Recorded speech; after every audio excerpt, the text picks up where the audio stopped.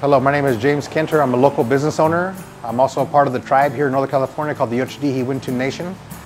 I grew up on the Yocha Dehe Wintun Nation reservation and was able to be there with our family, so we're all really close together. And what it taught me was that we can make it through a lot of hard circumstances. When I was growing up back in the early 80s, we did not have a casino or any form of revenue stream. Getting into 1985, when the bingo hall opened up, gave us the opportunity to experiment with this new business in gaming for the tribes. And we've been able to take that and put our people into the future and to do great things here at home and abroad. I'm an elected official for my tribe, the Yocha Dehe Wintun Nation. I'm the tribal secretary. We sit on a 5-member council board, and similar to what you would see in a city council.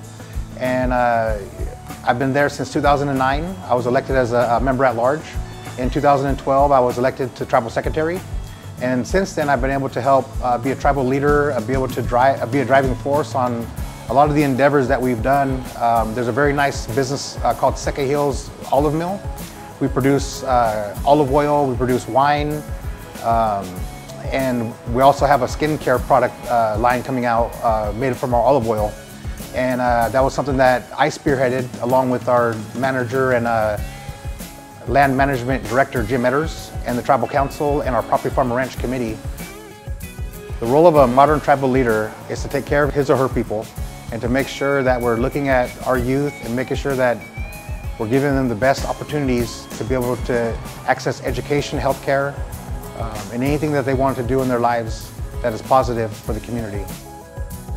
Yocha Dehe Wintun Nation is the name of our tribe. Yocha means spring, water coming out of the ground, and Dehe means home. So we're the spring home people from the spring. And our people have been in this valley for over 10,000 years. We've been here, we've nurtured and cared about this valley, and we're still here today. We have a beautiful facility called Cash Street Casino Resort, and the tribe runs and operates that. It's where I've learned everything I've known about business from either our elders or our folks at the casino that we have brought on to be our partners and work for the casino. And so just having those folks as mentors and to be able to learn about the casino business and learn about everything that goes along with it.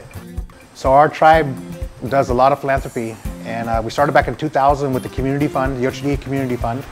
And what that did was we're able to help folks out like the food banks and the food closets and that type of thing.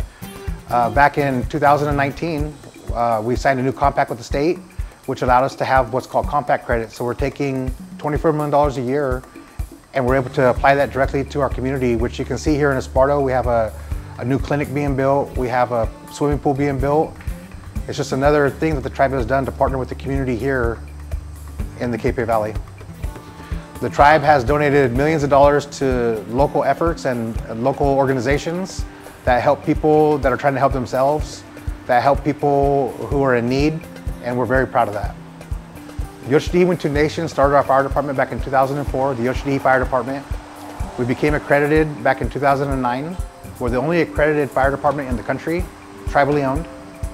My experiences there, working with the fire chiefs and working with the leadership of the tribe, have really taught me so much in my life. I had an opportunity to work on one of the shifts back in 2005, and working alongside of the firefighters back then really changed my life and opened up my eyes to see what life can be about. And just the way they carry themselves and the way the organization of a fire department is, it just lends itself to making sure that we do things the right way. The most important lesson I learned growing up on the reservation was perseverance. A lot of times reservations are removed from communities, so they put tribes far away. And so you have to learn how to persevere through things and to be able to get yourself motivated to get off the reservation and to come in and to do things like the Ravine on 16. It was a heavy lift to do this restaurant, but I think the hard work shows in what the product we have here. So we opened this restaurant back in 2019 with the hopes of bringing people together in our community, and also with the hopes that people will look at this as an opportunity to reinvest in Esparto, California. What makes us unique is we're a really nice restaurant, really nice property where folks can come and gather. And a lot of folks in our community love to come down here and and hang out at our ravine downtown Esparto. It's the nicest place downtown, and we love to be able to serve folks and to make sure that they know that we care about them when they come in, and that's what makes us unique. When I built the ravine on 16 back in 2018, we were really overbuilding for our community. Folks will come and say, you're building this really nice restaurant. And the goal for me was to have folks look at Esparto as a place to reinvest, as a place to be able to come downtown and be able to enjoy a nice meal in a nice atmosphere around folks who care about what they're doing. And that's what makes us different.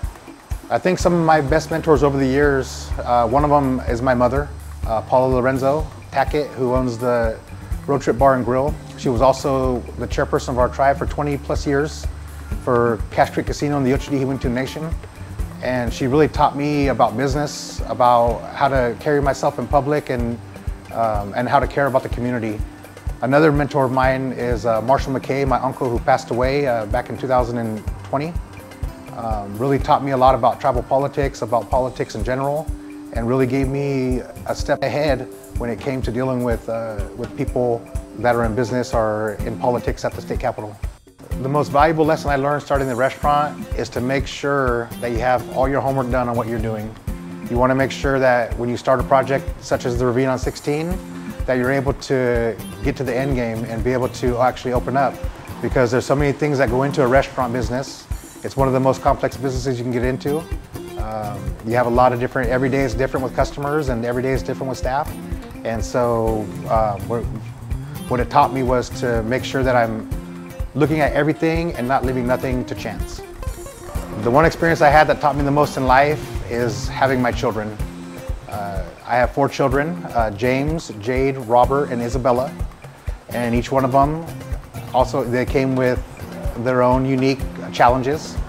But fatherhood and being a parent has taught me the most in life.